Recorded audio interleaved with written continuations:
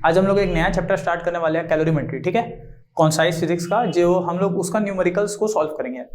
तो सबसे पहले न्यूमेरिकल सॉल्व करने से पहले हम लोग दो फॉर्मूला समझ लेते हैं जो कि बहुत ज्यादा इंपॉर्टेंट है, ठीक है। पहला फॉर्मूला है सी, कैपिटल सी, इसको बोलते हैं थर्मल हीट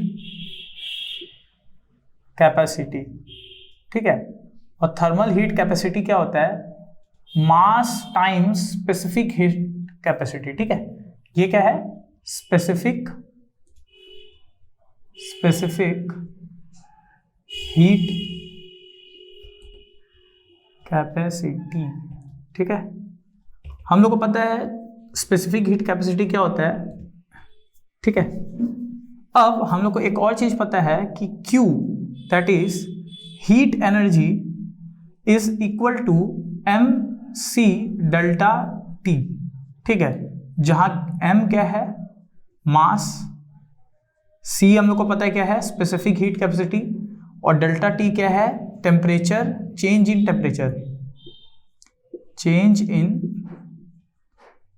टेम्परेचर, ठीक है। और थर्मल हीट कैपेसिटी का एक और फॉर्मूला देखना चाहे तो देख लो। Thermal heat capacity is equal to total temperature, total heat divided by change in temperature, ठीक है। तो थर्मल हीट कैपेसिटी क्या होता है? Heat divided by change in temperature. ये क्या है? हीट एब्जॉर्ब या हीट रिलीज्ड, ठीक है। हीट एब्जॉर्ब या हीट रिलीज्ड जो भी बोल सकते हैं हम लोग। तो ये तीन फॉर्मूला है देखा जाए तो। कितना फॉर्मूला हुआ? ये एक्चुअल में कैपिटल सी है, तो मैं इसको इस तरीके से दिखाऊंगा कि आपको समझ आ जाए। ये थर्मल हीट कैपेसिटी है, ठीक है। Thermal heat capacity is equal to heat energy divided by Q क्या है हम लोग का? मैं क्यू भी लिख देता हूं। Q is heat energy. अब क्वेश्चन पे डिपेंड करेगा कि एब्जॉर्ब हो रहा है कि रिलीज हो रहा है, ठीक है। क्वेश्चन पे डिपेंड करेगा एब्जॉर्ब हो रहा है या रिलीज हो रहा है, ठीक है। समझा? अगर हीट एनर्जी एब्जॉर्ब होगा तो टेम्परेचर क्या होगा? बढ़ेगा। हीट एनर्जी रिलीज होगा तो टेम्परेचर घटेगा। समझा क्या? तो क्वेश्चन पे डिपेंड करेगा कि हम लोग का हीट एनर्जी एब्जॉर्ब हो रहा है कि रिलीज हो रहा है। तो ये सारा फॉर्मूलाज है। अब हम लोग इसका न्यूमेरिकल्स देखते हैं, ठीक है। हम लोग यही सारा फॉर्मूलाज का इस्तेमाल करेंगे। चलो मैं बोर्ड इरेज कर देता हूं। एक कंसेप्ट तुमको समझाना चाहता हूं, ध्यान से देखना, ठीक है। मानो तुम्हारा T इनिशियल दिया हुआ है 20 डिग्री सेल्सियस और T फाइनल दिया हुआ है 30 डिग्री सेल्सियस। तुमसे पूछा कोई delta T, change in temperature. Delta T मतलब चेंज इन टेम्परेचर या टेम्परेचर डिफरेंस, जो भी बोलो, ठीक है। वो कितना हो जाएगा? 30 final minus T initial, 30 minus 20 is equal to 10 degree Celsius, ठीक है। इसमें मैं तुमको एक और चीज बता रहा हूं, देखना। मैं काम करता हूं, मैं T इनिशियल को केल्विन में लिखता हूं। तो हम लोग को पता है केल्विन में लिखने के लिए हम लोग क्या करते हैं? 273 से ऐड कर देते हैं केल्विन का डिग्री सेल्सियस का टेम्परेचर को। जैसे मानो 20 डिग्री सेल्सियस है, ये किस में है? डिग्री सेल्सियस में। केल्विन में करने के लिए हम लोग क्या करेंगे? 20 प्लस 273 कर देंगे, कितना आ जाएगा? 293 केल्विन। तो केल्विन में ये क्या लिखा रहता? 293 केल्विन। और ये कितना लिखा रहता? 273 प्लस 30, 303 केल्विन, ठीक है। कोई प्रॉब्लम है? नहीं। अब अगर वापस हम इसी मेथड से डेल्टा T निकालते तो कितना आता? 303 माइनस 293 कितना आ जाता? 10 केल्विन। तुमको इससे क्या समझ आया? देखो, हम लोग का जो टेम्परेचर डिफरेंस होता है, अगर वो डिग्री सेल्सियस में 10 आया है तो केल्विन में भी क्या आएगा? 10 ही आएगा। क्योंकि हम लोग का जो सेल्सियस स्केल होता है और केल्विन स्केल होता है, उसका एक यूनिट का जो गैप होता है वो क्या होता है? सेम। वो गैप क्या होता है? सेम होता है। इसीलिए जो हम लोग का केल्विन स्केल और सेल्सियस स्केल है, रुको मैं डायग्राम बनाता हूँ। यहाँ पे 0 डिग्री सेल्सियस होगा और यहाँ पे माइनस 273 केल्विन होगा, ठीक है। और हम लोग को पता है बॉइलिंग पॉइंट ऑफ वाटर क्या होता है? 100 डिग्री सेल्सियस। तो यहाँ पे वही चीज क्या होगा? 373 केल्विन। फॉर एग्जाम्पल मानो मैंने 90 डिग्री सेल्सियस पकड़ा, तो यहाँ पे क्या होगा, मैं एक बार अभी बता दे रहा हूँ, ऐड करने दो। 90 + 273, 3 आ गया, 16 आ गया, 3, तो यहाँ पे क्या होगा 363 केल्विन। तुमको समझ आ रहा है मैं क्या बोलना चाह रहा हूँ? मतलब यहाँ पे जो गैप होगा, यहाँ पे जो 2 टेम्परेचर का गैप होगा, यहाँ पे भी वही 2 टेम्परेचर का गैप होगा। जैसे यहाँ पे 10 आया, 100 - 90, यहाँ पे भी क्या आया, 10 आया। देखो अगर मैंने 100 - 0 किया, कितना आया 100, तो अगर मैंने 373 माइनस इसको कर दिया तो हम लोग का क्या आ जाएगा, ये प्लस होगा, गलती से माइनस इधर कौन दे दिया, 373 - 273, यहाँ पे भी क्या आ जाएगा 100। नहीं आया समझ में? तो ये हम लोग इस तरीके से काम करते हैं, ठीक है। तो अगर कभी भी डेल्टा टी हम लोग लिखे हैं और वो डिग्री सेल्सियस में 10 डिग्री सेल्सियस आ रहा है, तो तुम अपने सट से उसको केल्विन में भी लिख सकते हो। क्या बोले, समझ आया? हम क्या बोले, समझ आया? तो देखो ये कब काम आएगा, अब हम लोग अगला क्वेश्चन में देखते हैं इसको। देखो जो तुम्हारा क्वेश्चन नंबर 1 है, by imparting heat to a body its temperature raises by 15 degree Celsius, बोल रहा है क्वेश्चन नंबर 1 में बोल रहा है कि हीट दिया होगा, मानो कोई बॉडी हमको पता नहीं 20 होगा तो वो 35 डिग्री में पहुंच गया, क्योंकि वो सिर्फ बोल रहा है कि उसका 15 डिग्री सेल्सियस टेम्परेचर बढ़ गया। ये नहीं बोल रहा है कि टी इनिशियल और टी फाइनल क्या है, बस बोल दिया 15 डिग्री सेल्सियस बढ़ गया। तो हम लोग अभी देखें तो ये जो 15 है वो क्या है, डेल्टा टी, और डेल्टा टी कितना है 15 डिग्री सेल्सियस। और अभी थोड़ा देर पहले सीखे कि डेल्टा टी जो डिग्री सेल्सियस में होगा केल्विन में भी उतना ही होगा। मतलब हम लोग सीधा क्या बोल सकते हैं, 15 केल्विन। समझ आ गया क्या बोल रहे हैं? कुछ भी हो सकता था, मानो यहाँ 60 हो सकता था, यहाँ 75 डिग्री सेल्सियस हो सकता था, ठीक है। तो ये एक अच्छा चीज है, इसको अच्छे से याद रखना है, काम का चीज है बहुत। चलो हम लोग क्वेश्चन देखते हैं, ठीक है। पहला क्वेश्चन है, calculate the heat capacity of a copper vessel of mass 150 gram with the specific heat capacity of copper is 410, ठीक है। कौन सा फिजिक्स, पेज नंबर 270 निकाल लो, न्यूमेरिकल्स देखते हैं। तो सबसे पहले बोल रहा है कि हम लोग का मास कितना है 150 ग्राम और स्पेसिफिक हीट कैपेसिटी कितना हम लोग को दिया है 410 जूल पर केजी पर केल्विन, ठीक है। तो हम लोग कौन सा फॉर्मूला का इस्तेमाल करेंगे, हम लोग को थर्मल हीट कैपेसिटी निकालना है। तो हम लोगों ने पढ़ा था thermal heat capacity is equal to mass times specific heat capacity. But एक प्रॉब्लम है, इसका यूनिट ग्राम में दिया है और देखो स्पेसिफिक हीट कैपेसिटी केजी में दिया है, तो हम लोग को ग्राम को किस में ले जाना होगा, केजी में। तो हम लोग क्या लिख सकते हैं 150 डिवाइडेड बाई 1000 केजी, ठीक है, सिंपल। तो चलो हम लोग यहाँ पे अप्लाई कर देते हैं। तो थर्मल हीट कैपेसिटी कितना हो जाएगा 150 डिवाइडेड बाई 1000 इंटू 410, 0 कटा 0 कटा, ठीक है। 41 इंटू 15 कर लो, 41 इंटू 15, 5 1 जा 5, 615। तो इधर आ रहा है मेरा 615, ठीक है, बाई 10, तो कितना हो गया 61.5, ठीक है। अब 61.5 आया और हम लोग का थर्मल हीट कैपेसिटी का यूनिट क्या होता है, जूल पर केल्विन, ठीक है, जूल पर केल्विन, ठीक है। ये तो हम लोग का थर्मल हीट कैपेसिटी निकल गया। आप कुछ और बोले? नहीं, हाँ। How much heat energy will be required to increase the temperature of the vessel in part A, ठीक है, फ्रॉम 25 टू 35 डिग्री सेल्सियस। अब क्वेश्चन बी बोल रहा है कि हम लोग को टेम्परेचर करना है चेंज, टी इनिशियल, मैं टी आई बोलूंगा तो टी आई मतलब क्या है, मैं इधर लिख देता हूं, टी इनिशियल टेम्परेचर, इनिशियल मतलब स्टार्टिंग में कितना टेम्परेचर था, और टी फाइनल, एफ मतलब टी फाइनल, ठीक है। तो टी इनिशियल कितना है 25 डिग्री सेल्सियस, टी फाइनल कितना है 35 डिग्री सेल्सियस, ठीक है। यहाँ पे मैं डेल्टा टी निकाल लिया, तो delta T is T final minus T initial, 35 minus 25 is equal to 10 degree Celsius, ठीक है। तो कितना आ गया हम लोग का डेल्टा टी, 10 डिग्री सेल्सियस, ठीक है। अब हम लोग को निकालना है हीट एनर्जी कितना एब्जॉर्ब हुआ, या ठीक है कितना एब्जॉर्ब हुआ, तो हम लोग यहाँ पे निकाल लेते हैं। तो हम लोग को पता है Q is equal to M C delta T, ठीक है। तो Q is equal to mass हम लोग को पता है 150 डिवाइडेड बाई 1000, C हम लोग को पता है कितना आया 410, और टेम्परेचर चेंज भी कितना है 10। ये 0 0 कटा, 0 से 0 कटा, 0 से 0 कटा, 41 इंटू 15 अभी की निकाले थे 615 जूल, 615 जूल। ठीक है, तो ये हम लोग का सही आंसर है, मैंने आंसर देख लिया। ये हम लोग का आंसर क्या है, सही है। कैसे किया समझ आ गया। सबसे पहले हम लोग को मास और स्पेसिफिक हीट कैपेसिटी पता था, तो थर्मल हीट कैपेसिटी निकालिए, मास टाइम स्पेसिफिक हीट कैपेसिटी हम लोग का आ गया यहाँ पे। ठीक है, और हम लोग को टी इनिशियल टी फाइनल दे दिया था। ठीक है, तो हम लोग माइनस कर लिए, हम लोग को क्या मिल गया, डेल्टा टी मिल गया। और फिर हम लोग Q is equal to M C delta T निकाल के हम लोग हीट एनर्जी निकाल लिए। ठीक है, चलो अब हम लोग नेक्स्ट क्वेश्चन देखते हैं। अब हम लोग क्वेश्चन 3 देखते हैं। A piece of iron of mass 2 kg has a heat capacity of 966। ठीक है, तो मास कितना है 2 kg। ठीक है, और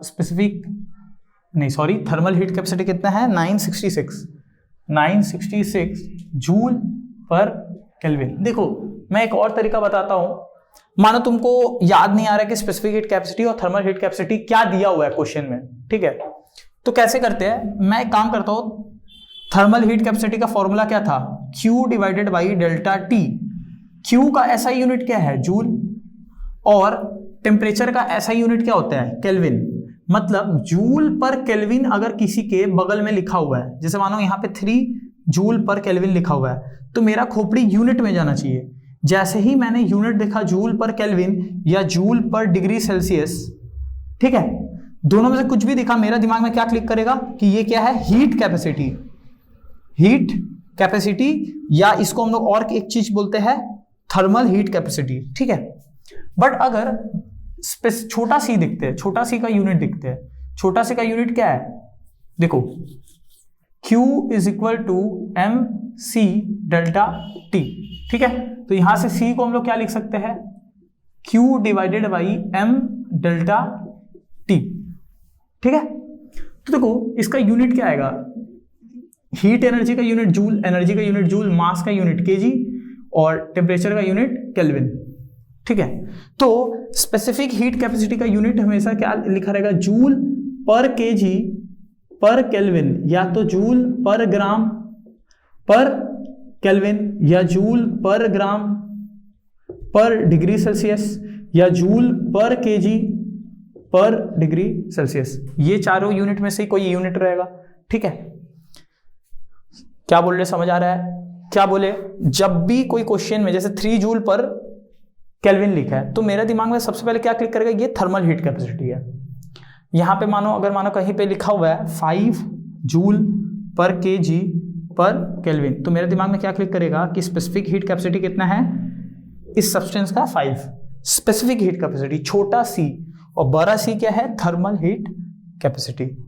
ठीक है, तो चलो अब हम लोग इसको सॉल्व करते हैं। मैं इसको इरेज कर दे रहा हूं, ये अच्छा है, ये अच्छा कंसेप्ट है, इसको याद रख लेना।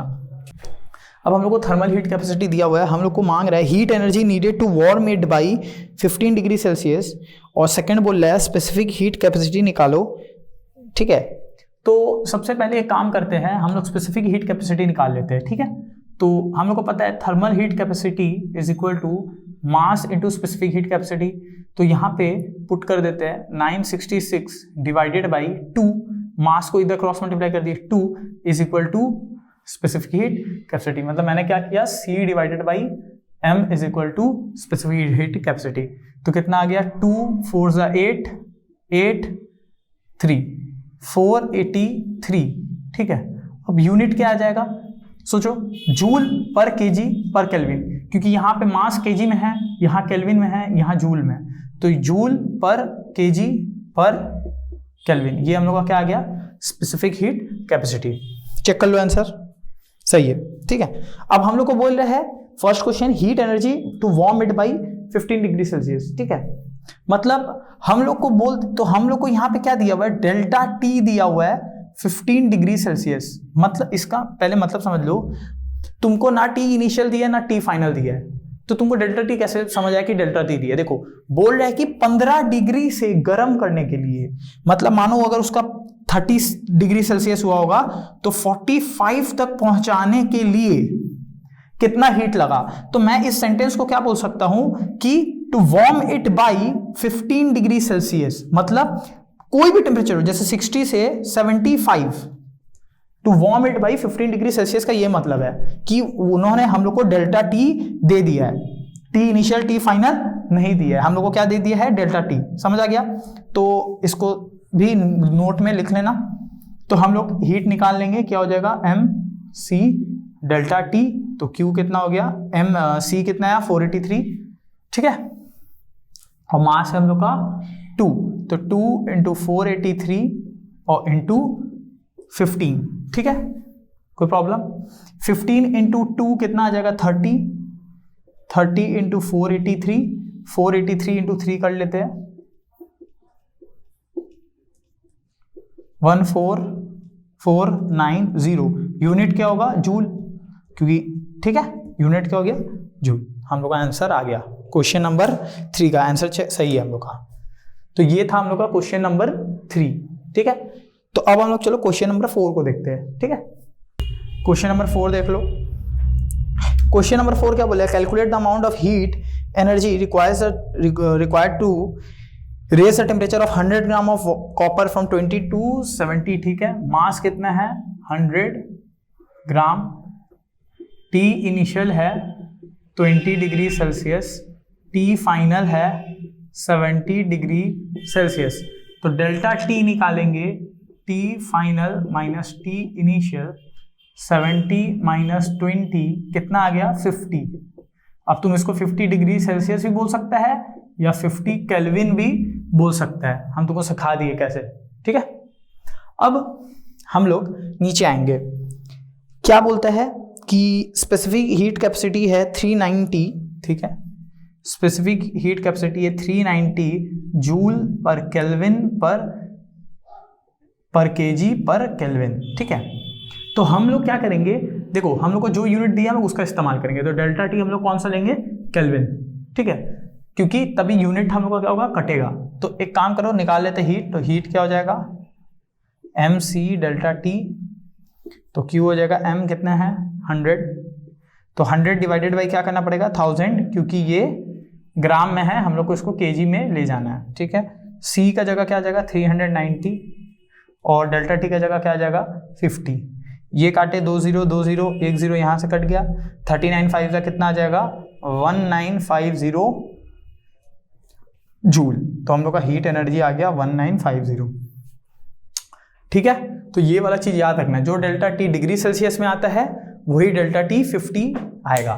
देखो अगर नहीं समझ आ रहा है तो एक काम करते हैं, 20 डिग्री सेल्सियस है ना, उसको उसमें 273 ऐड कर लो, ठीक है। तो 20 प्लस 273 कितना हो गया, 293 केल्विन। तो टी इनिशियल जो कि 20 डिग्री सेल्सियस था उसको हम लोग क्या लिख सकते हैं, ये भी लिख सकते हैं, ठीक है। और टी फाइनल कितना था, 30 डिग्री 70 था, तो 70 प्लस 273 कर दिए, ये हो गया 303 केल्विन, ठीक है।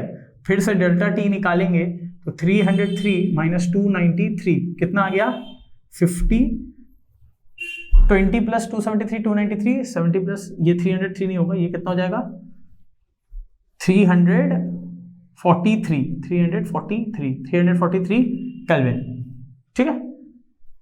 तो यहां पे कितना हो गया, 343 माइनस 293 आ गया 50 केल्विन। मतलब तुम दोनों से ही निकालो, गैप क्या होता है, टेम्परेचर गैप सेम, मतलब डेल्टा टी दोनों में क्या आने वाला है, सेम आने वाला है। किसमें, केल्विन स्केल में भी और सेल्सियस स्केल में भी, ठीक है। 1300 joule of heat energy supplied to raise the temperature of 0.5 kg of lead from 20 to 40। Mass दिया हुआ है 0.5 kg, क्यू दिया हुआ है 1300 जूल, टी इनिशियल दिया हुआ है 20 डिग्री सेल्सियस, टी फाइनल दिया हुआ है 40 डिग्री सेल्सियस। डेल्टा टी कितना हो जाएगा, तो 40 माइनस 20 डिग्री सेल्सियस बोल दो या 20 केल्विन बोल दो, ठीक है। और हम लोग को क्या बोला है, calculate specific heat capacity of lead. तो चलो निकाल लेते हैं। तो क्या हो जाएगा, Q is equal to M C delta T. तो 1300 इज इक्वल टू मास दिया है 0.5, तो 5/10 आ गया। C हम लोग को निकालना है और डेल्टा टी का जगह आ जाएगा 20, ठीक है। तो यहाँ से 0 0 कट गया, 5 2 ज़ा कितना हो जाएगा 10, 10 को हम लोग डिवाइड में भेज देंगे, तो 1300 डिवाइडेड बाई 10 हो जाएगा C, 0 0 कटा, C आ गया 130। यूनिट क्या हो जाएगा जूल पर केजी, मास केजी में है, जूल में, और हम लोग केल्विन वाला लिए है, यहाँ पे क्या आ जाएगा केल्विन, 130 जूल पर केजी पर केल्विन। ठीक है, तो ये वाला सम्स भी हम लोग का हो गया। ठीक है, find the time taken by a 500 watt heater to raise the temperature of mass 50 kg। Power कितना दिया हुआ है 500 वॉट। ठीक है, मास कितना दिया हुआ है 50 kg, स्पेसिफिक हीट दिया है 960। ठीक है, मास दिया हुआ है 50 kg, स्पेसिफिक हीट कैपेसिटी दिया है 960 जूल पर केजी पर केल्विन। ठीक है, और हम लोग को क्या दिया हुआ है from 18 degree to 38 degree assume that all heat energy. ठीक है, बोल रहा है T इनिशियल दिया हुआ है 18 डिग्री, T फाइनल दिया हुआ है 38 डिग्री सेल्सियस, डेल्टा T कितना हो जाएगा 38 माइनस 18 तो 20 आ जाएगा। डिग्री सेल्सियस भी बोल सकते हैं या 20 केल्विन, अभी सिखा चुके हैं। ठीक है, तो हम लोग केल्विन का इस्तेमाल करेंगे। अब देखो हम लोग को क्या इस सम्स में हो रहा है समझते हैं। बोल रहा है कि एक हीटर है, तो मानो ये हीटर है, ये मानो हम लोग का एक हीटर है। ठीक है, ये हीट एनर्जी हम लोग का ऐसे करके रिलीज करेगा। ठीक है, हम लोग को पता है power is equal to work divided by time, तो वर्क क्या होता है पावर इनटू टाइम। अब जो वर्क ये हीटर, मानो यहाँ पे कोई मटेरियल है, यहाँ पे कोई मटेरियल है जो कॉपर का, हम लोग अभी पढ़े कॉपर का कोई मटेरियल है, ये हीटर इसको हीट कर रहा है। हम लोग मान रहे हैं कि कोई भी हीट सराउंडिंग में वेस्ट नहीं हो रहा है, तो सराउंडिंग में कोई हीट वेस्ट नहीं हो रहा है। ठीक है, तो मतलब जो हीट एनर्जी ये हीटर सप्लाई करेगा वही इसका टेम्परेचर बढ़ाने का काम करेगा। मतलब ये जो हीट एनर्जी इसको दे रहा है उसी से इसका टेम्परेचर क्या होगा बढ़ेगा। मतलब हम लोग क्या लिख सकते हैं हीट सप्लाइड, या हीट का जगह हम लोग क्या लिख सकते हैं वर्क डन, कुछ भी लिख सकते हैं, वर्क डन बाय हीटर या heat supplied by heater is equal to जो हीट ये देगा वही इसका टेम्परेचर राइज होगा। ठीक है, heat supplied by heater is equal to heat gained by metal, copper का जो भी था मेटल था, कॉपर मटेरियल। ठीक है, जो हीट वो सप्लाई करेगा उसी से उसका हीट। ठीक है, समझ आ क्या। तो हम लोग को सबसे पहले निकालना होगा हीट सप्लाइड बाय हीटर, मतलब ये कितना हीट सप्लाई किया, मतलब वर्क डन बाय हीटर। तो वर्क डन कैसे निकालेंगे, work is equal to power into time. ठीक है, तो हम लोग क्या बोल सकते हैं work done by heater is equal to उसका जो हीट गेन हुआ है Q।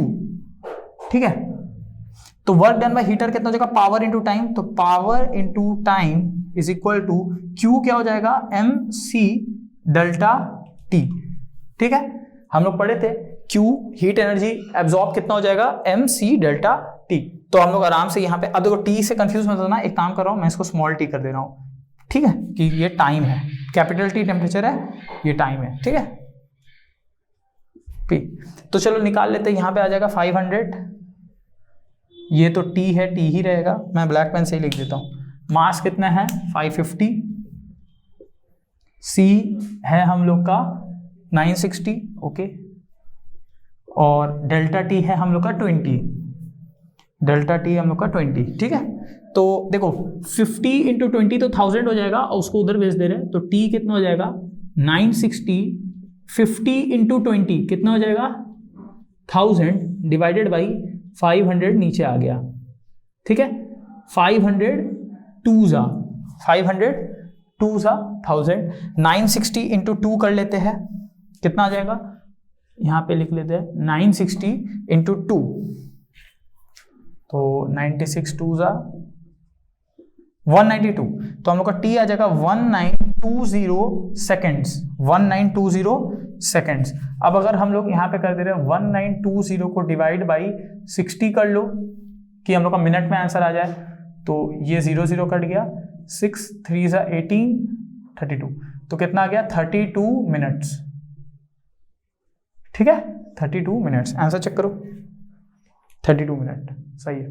ठीक है, हम लोग का सेकंड में आंसर आया ना, तो सेकंड से मिनट में जाना था तो हम लोग क्या कर दिए, डिवाइड बाई 60 कर दिए, मिनट में आ गया, तो हम लोग का 32 मिनट्स आंसर आ गया। समझ आ गया अच्छे से कैसा समझा? सिंपल था कि इसका सराउंडिंग में कोई हीट नहीं जाया गया है, तो हम लोग ये वाला को कंसिडर नहीं कर रहे हैं। हम लोग क्या मान रहे हैं, जो हीट ये सप्लाई करेगा वही इस कॉपर मटेरियल का टेम्परेचर बढ़ाने में काम आएगा। तो हम लोग सिंपली इक्वेशन लिख दिए, हम लोग का आंसर आ गया। ठीक है।